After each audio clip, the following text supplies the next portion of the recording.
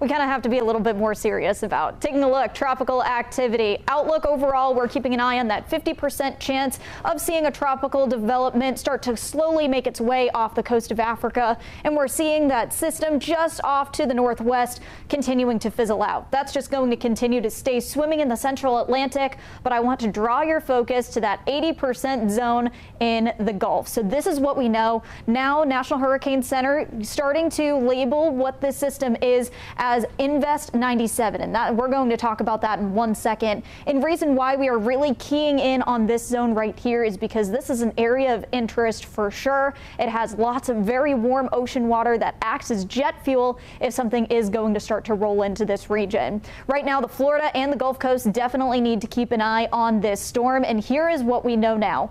First spaghetti models were issued earlier on this evening. And again, we're talking about Invest 97L. So this is a zone of what we're going to be watching for the next couple of days, because this could very much become Helene. So with this, we are going to really key in on the possibility of this moving in between the Yucatan Peninsula and Cuba. So kind of making a pass over Cancun, and models are suggesting as of right now that it could make its way up through the Gulf and maybe make landfall on the Panhandle. Still very early to tell, but that's what the spaghetti models are showing at the moment.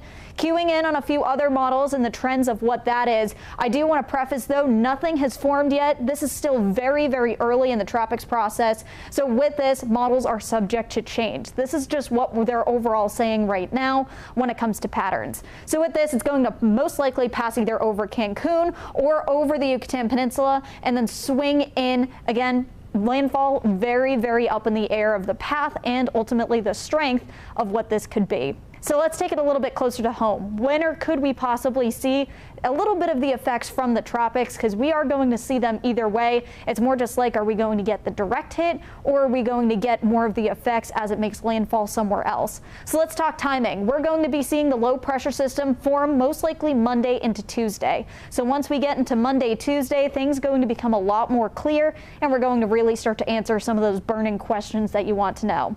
For now, tropical rains are possible as we take a look towards the end of the work week and through next weekend. Why I'm stressing we definitely need to get outside and enjoy that beautiful weather right now. As for path and strength, still very early to tell. Some models have this as a minimal hurricane. Others are forecasting this as a Cat 3. So that's two totally different ends of the spectrum of what we're talking about. So that's really why we are holding so many of these questions until this system starts to form.